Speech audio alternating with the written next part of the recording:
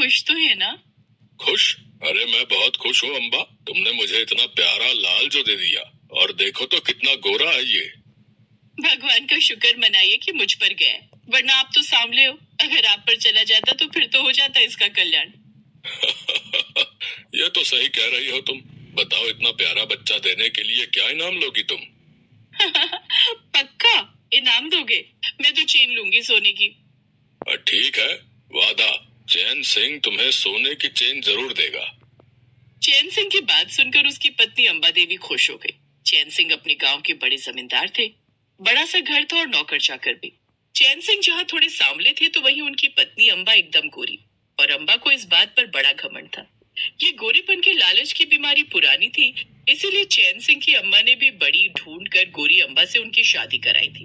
अंबा और चैन सिंह का पहला बच्चा गोरा पैदा हुआ। इसी तरह कुछ साल बीत गए और फिर सुनिए जी, मुझे डॉक्टर के पास ले चलिए ना। है?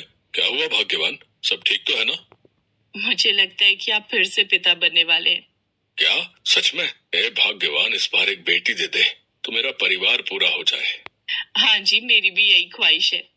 लेकिन देखो अम्बा, बेटा भले ही काला हो जाता लेकिन बिटिया तो गोरी ही चाहिए। हाँ। कह तो ऐसे रहे हो जैसे मैं ही रंग लेकर कोख में बच्चों को रंग रही हूँ। अम्बा का अंदाजा सही था। कुछ महीने बाद उसने एक प्यारी सी बच्ची को जन्म दिया। किस्मत से वो बच्ची भी बहुत गोरी थी। उसे देखकर तो चैन सिंह बलियों उछल पड़े।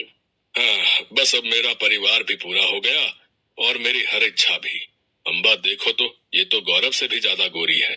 मैं इसका नाम हाँ, गौरी रखूंगा।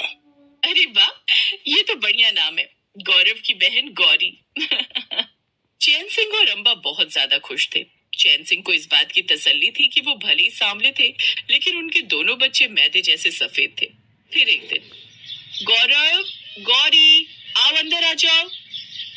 माँ, हम खेल ले। नहीं, अब शाम को खेलना। देखो कितनी धूप हो गई है, काले पड़ जाओगे। चलो जल्दी अंदर आ जाओ। ये रोज की कहानी थी। अम्बा हो या चैन सिंह अपने बच्चों को ज्यादा देर धूप में खेलने नहीं देते थे कि कहीं वो काले न पड़ जाए। ऐसे वक्त गुजरता गया। कहानी 25 साल आगे बढ़ गई और अब गौरव शहर में नौकरी करने लगा, तो इधर गांव में गौरी की पढ़ाई भी पूरी हो गई थी। अम्बा और चैन सिंह की भी उम्र होने लगी थी। फिर एक दिन, ये देखो अम्बा। ये कौन है? क्या नाम है इसका? कुणाल नाम है इस लड़के का। सरकारी जॉब है, हर महीने 80,000 रुपए कमाता है। शहर में 2 मंजिल का मकान है और सबसे बड़ी बात, इकलौता लड़का है। हाँ। अब वो सब तो ठीक है, पर अपनी गौरी के सामने इसका रंग थोड़ा दबा हुआ नहीं है?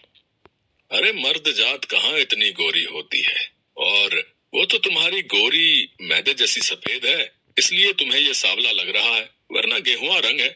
मुझे तो कोई दिक्कत नहीं लगती। हाँ तो ठीक है, एक काम करो, गौरव को बुला लो, वो भी आकर लड़के और उसके परिवार से मिल लेगा।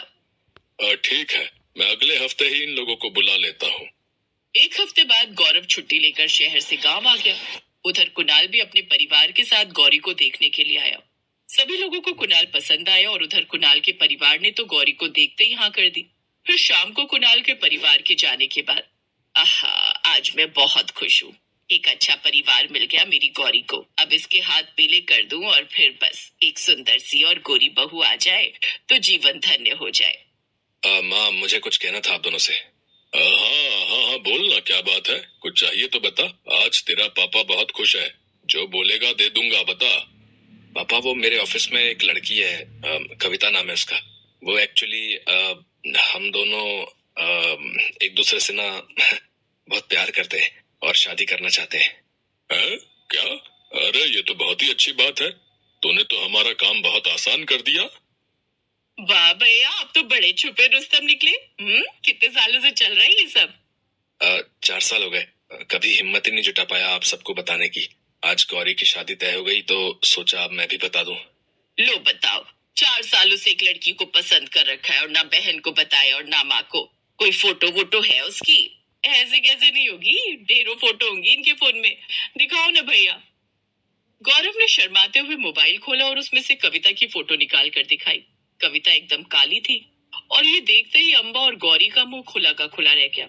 उन दोनों को ऐसे देखकर चैन सिंह बोले, अरे क्या अप्सरा देख ली क्या, जो ऐसे मुंह खोल कर बैठ गई हो तुम दोनों? लाओ भाई, मुझे भी तो दिखाओ। गौरी ने अपने भाई के हाथ से मोबाइल लेकर चैन सिंह को दे दिया। चैन सिंह ने जैसे ही कविता का फोटो देखा तो उनका भी मुंह खुला का खुला रह गया। अरे ये अप्सरा नहीं, ये तो राक्षसी है। पापा ये क्या कह रहे हैं आप?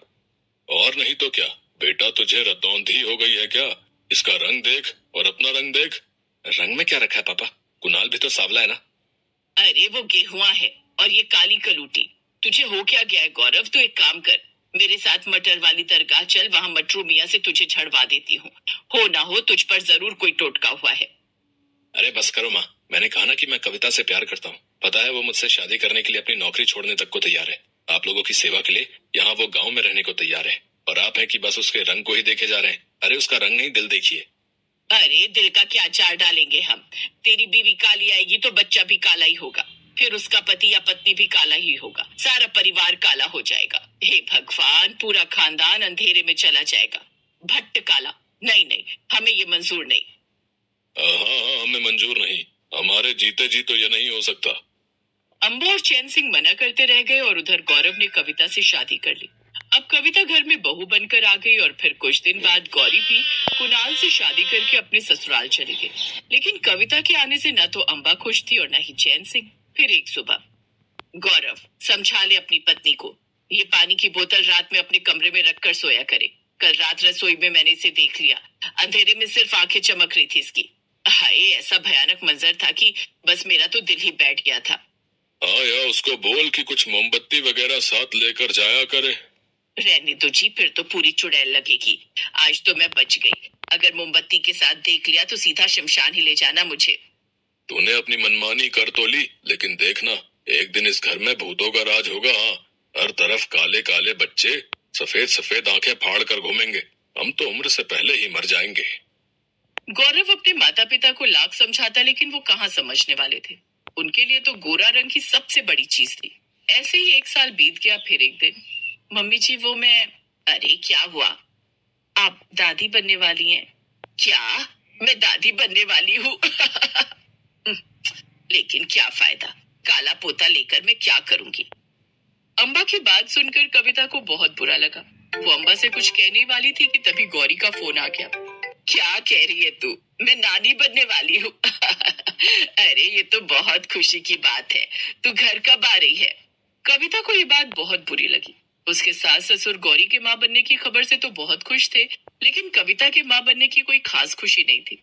कुछ महीने बाद गौरी अपने मायके चली आई।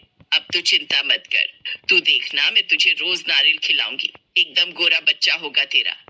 अरे वो गोलू बाबा के मंदिर की माला भी तो दे दो इसे, देखना तेरा बच्चा दूध सा सफेद आएगा। एक तरफ गौरी की सेवा और आवभगत में कोई कमी नहीं थी, तो दूसरी तरफ बेचारी कविता को कोई पूछने वाला नहीं था। दिन बीतते गए। अब गौरी और कविता की तकलीफें भी बढ़ने लगी।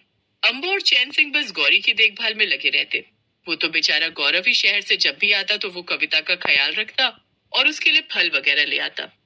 और फिर कुछ दिन बाद अस्पताल में, चैन सिंह जी, अंबा जी, आप दोनों बहुत भाग्यशाली हो। आपके घर में एक साथ दो दो लक्ष्मियों ने जन्म लिया है। कविता और गौरी दोनों ने बेटियों को जन्म दिया है। ये तो बहुत खुशी की बात है। कहाँ है मेरी दोनों बच्चियां?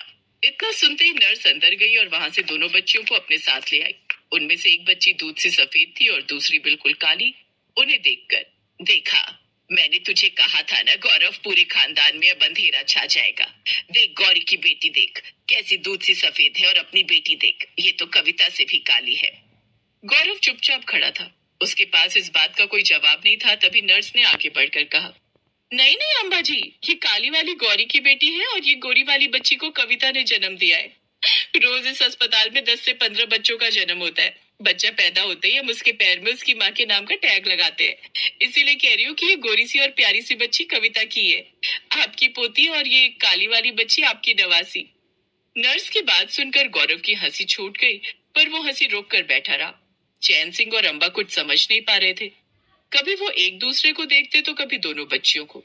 असल में इस बार दोनों बच्चियों का रंग अपनी माँ पर जाने के बजाय अपने अपने पिता पर चला गया था, और ये तो किसी ने सोचा ही नहीं था।